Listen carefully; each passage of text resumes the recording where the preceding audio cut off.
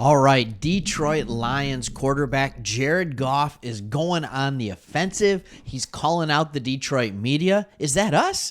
Hey, I am here for it. All right, so before we get into this, if you are new to this channel, we talk about the Detroit Lions. That's why it's called Sports Talk Detroit.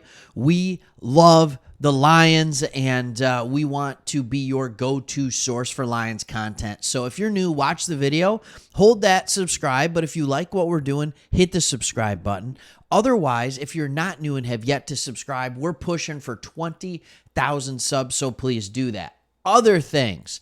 Hey, it's become a yearly tradition. We do the draft live, at least the first round. So please join us for that on, April 25th? It's so soon. It's under 2 weeks away. So join us for the draft live right here on YouTube. So let's see what our man Jared Goff has to say. All right, Jared Goff came out. He was speaking.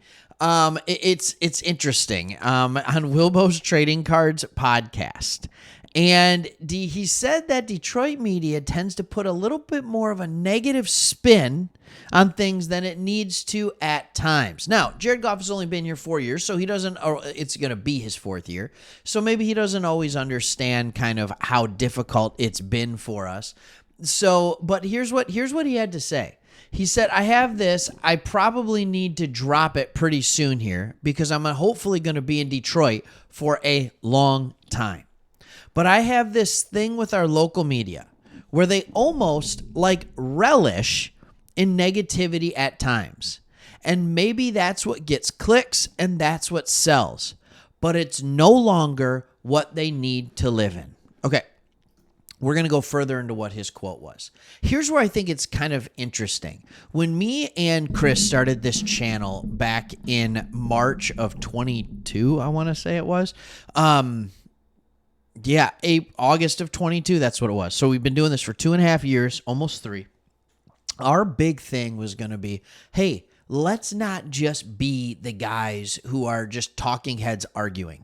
Let's not just be the guys who are going to bring the negativity all the time. And the thought process was, it's a new regime. It's a new coaching staff. Let's see what they got. And let's give them the benefit of the doubt until they prove that they're not worthy of that benefit of the doubt.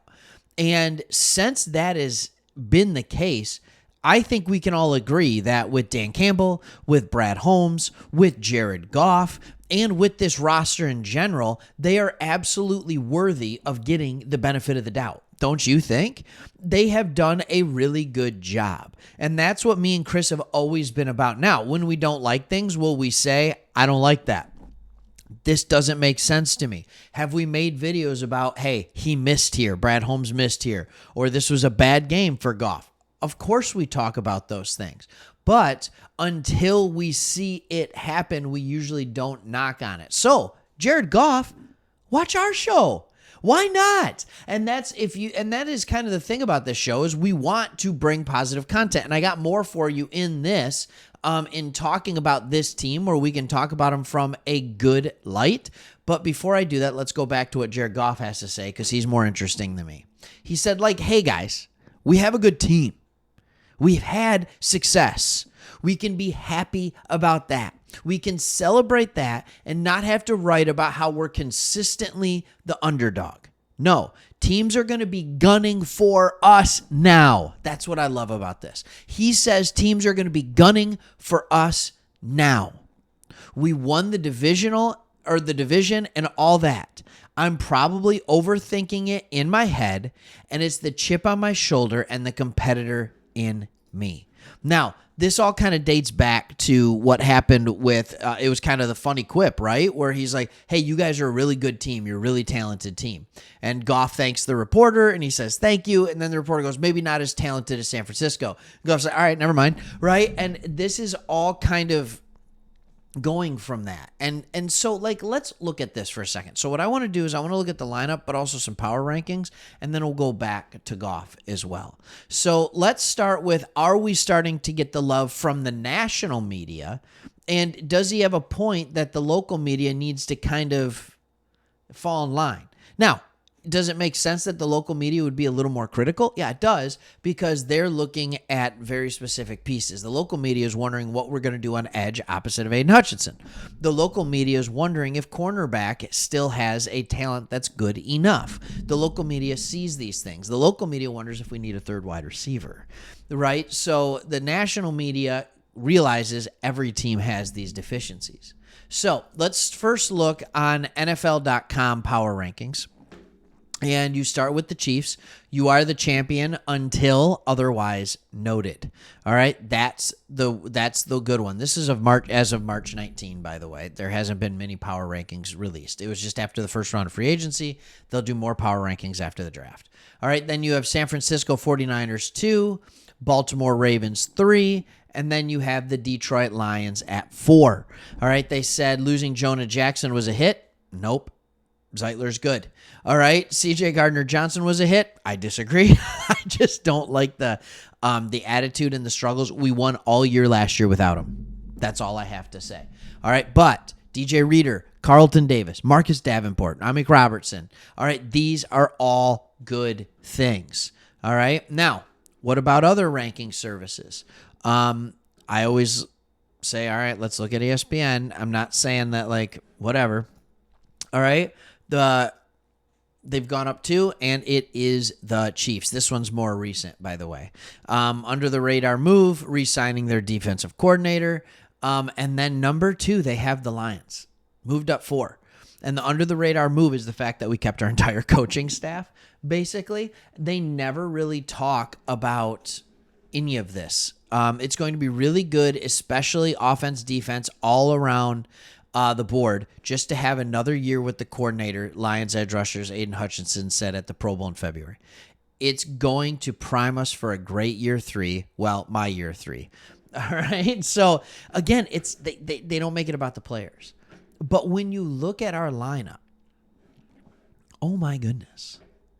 Like, the offense, this is such a complete offense. You have what is the best offensive line in football. Again.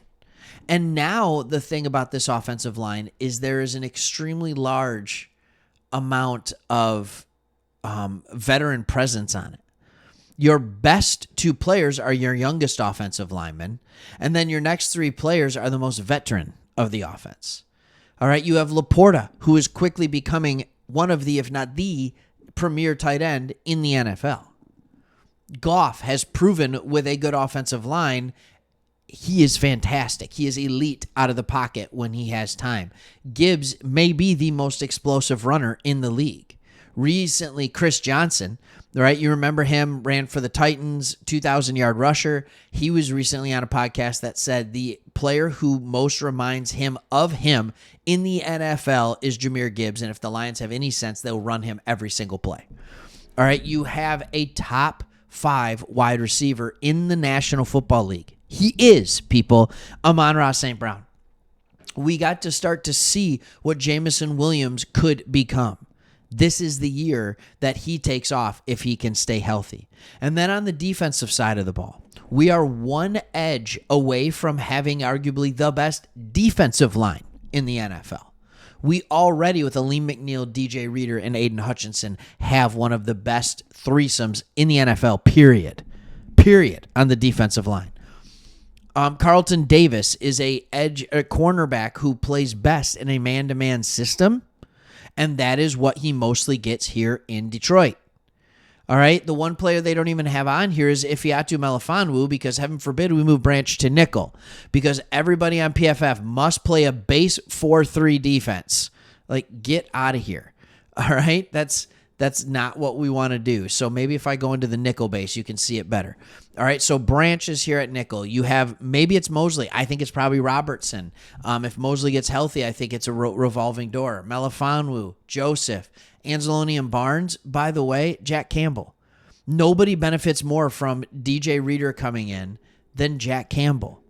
This is a loaded football team. There's depth, and we haven't even had the draft. And last year, you saw Brad Holmes make every top 100 pick a starting pick. And this year he had 4. and he turned one of those 4 into Carlton Davis, and he will have 3 more cracks at it. Do you think he finds 3 starters? If he does, add those to this team, and all of a sudden you're like, oh my goodness, the depth is unreal. By the way, maybe I'll make a video about this at some point, but don't be surprised if it's a safety. Don't be surprised if it's a safety that's going to push Kirby Joseph.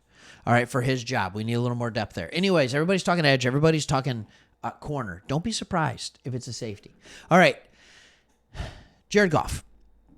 You called out the local media. I don't have a problem with it, right? Like, you want to put some respect on your team's name. This is a team that deserves the respect. Now let's go out here and prove it another year and show that we're not just this team that could get better and then get to almost the mountaintop. But instead, I didn't give a thumbs up, whatever. All right, but like that can almost get to the mountaintop. Instead, let's prove that we're this team and that we're this football organization that consistently win every single year. Let's prove that we are like the Steelers have been. Let's prove that it's like, I hate to say it, but like the Packers that have consistently won for 30 years. I understand quarterbacks. I get it. All right. Let's prove we're like some of these programs, the Baltimore Ravens, that year in and year out, they have a shot. All right. Thanks for watching. See you on the next one.